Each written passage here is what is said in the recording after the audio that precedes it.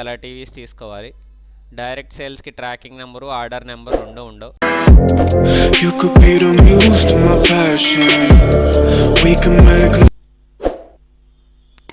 హావియర్స్, last వీడియోలో customer నుండి మనకి స్టాక్ అనేది సేల్స్ ఆర్డర్ వస్తే ఆ ఆర్డర్ అనేది మనం రిసీవ్ చేసుకున్న తర్వాత కస్టమర్కి స్టాక్ని మనం డెలివరీ చేస్తే అలా డెలివరీ చేసినప్పుడు డెలివరీ నోట్ అనే వోచర్ని ఎలా రికార్డ్ చేయాలి, ఆ తర్వాత ఎప్పుడైతే కస్టమర్కి స్టాక్ డెలివరీ చేసినట్టుగా డెలివరీ చేస్తామో అదే రోజు సేల్ చేసినట్టుగా వోచర్ని ఎలా రికార్డ్ చేయాలి, సేల్స్ వోచర్ని ఎలా రికార్డ్ చేయాలి అనేది ఎక్స్ప్లెయిన్ చేశాను.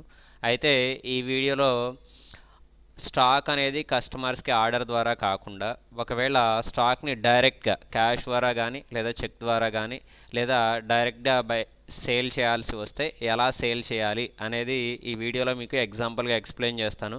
సో ఇదే మనకి ఎగ్జాంపుల్ అనమాట. 10 numbers 55 inches HD colour TVs at the rate of 35,000 each sold for cash and discount 2% at showroom 2. అంటే షోరూమ్ 2లో ఉన్న 10 numbers హెచ్డి కలర్ టీవీస్ని 35,000 రూపీస్కి క్యాష్ ద్వారా సేల్ చేస్తున్నాం. అలా సేల్ చేసేటప్పుడు దానికి డిస్కౌంట్ కూడా అలౌ చేస్తున్నాం అనమాట.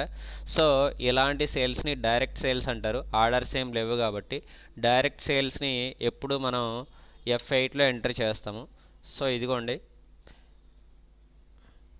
వోచర్స్ తీసుకున్నా. లాస్ట్ మనం ఎంటర్ చేసిన సేల్స్ ఆర్డర్ అనే వోచర్స్ ఒకసారి చూపిస్తాను. ఇవి sales order, delivery note, sales voucher. అంటే ఒక కస్టమర్ నుండి ఒకసారి ఆర్డర్ వస్తే ఇలా 3 వోచర్స్ ఎంటర్ చేస్తే మనకి ఒక సేల్స్ ట్రాన్సాక్షన్ కంప్లీట్ అవుతుంది. ఇప్పుడు ఆర్డర్స్ ద్వారా కాకుండా డైరెక్ట్గా సేల్ చేస్తే ఎలా పోస్టింగ్ చేయాలి అనేది మనం ఈ వీడియోలో ఎక్స్ప్లెయిన్ చేసుకుందాం. ఇప్పుడు డైరెక్ట్ సేల్స్ని ఎప్పుడు F8లో ఎంటర్ చేయాలి. Ctrl+H ఐటమ్ ఇన్వాయిస్ తీసుకోవాలి. ఐటమ్ ఇన్వాయిస్ తీసుకున్నాను.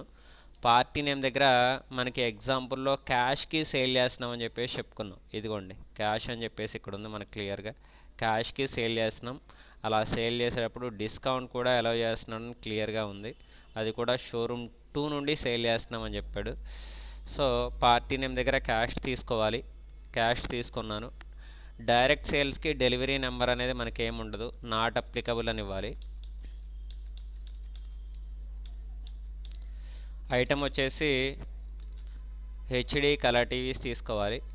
డైరెక్ట్ సేల్స్కి ట్రాకింగ్ నెంబరు, ఆర్డర్ నెంబర్ రెండు ఉండవు. లొకేషన్ వచ్చేసి మనకి షోరూమ్ 2లో ఉన్న 50 నెంబర్స్లో 10 నెంబర్స్ని మనం క్యాష్ ద్వారా ఈరోజు సేల్ చేస్తున్నాం. షోరూమ్ 2 బ్యాచ్ నెంబర్ విజయవాడ 1 అనే ఉంచాలి. క్వాంటిటీ వచ్చేసి 10 నెంబర్స్ సేల్ చేస్తున్నాం. Each one 35,000. డిస్కౌంట్ అనేది క్లియర్గా మనకి మెన్షన్ చేశాడు 2% అని. సో 2 ఇచ్చి ఎంటర్ ప్రెస్ చేసిన వెంటనే ఆ 3,50,000లో నుండి 2% అమౌంట్ డిడక్షన్ జరిగి రిమైనింగ్ అమౌంట్ మనకి ఇలా డిస్ప్లే అవుతుంది. సో లెస్ అయింది, 3,43,000 వచ్చింది. ఎంటర్ ప్రెస్ చేయాలి. సేల్స్ కాబట్టి సేల్స్ తీసుకోవాలి. దీని మీద జిఎస్టీ 28% అన్నాడు. సేల్స్ రిటర్న్స్ మీద అవుట్పుట్ సిజిఎస్టీ 14%, అవుట్పుట్ ఎస్జిఎస్టీ 14%, టోటల్గా 28% ట్యాక్స్ అనేది క్యాలిక్యులేషన్ చేస్తాం.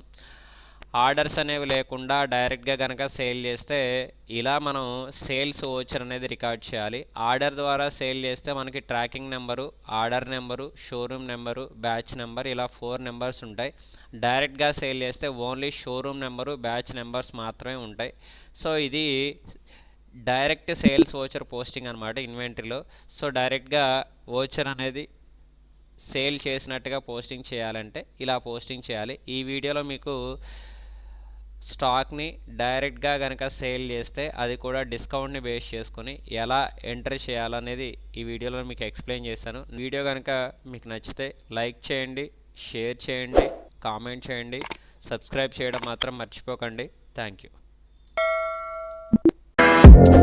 You could be the muse to my passion. We can make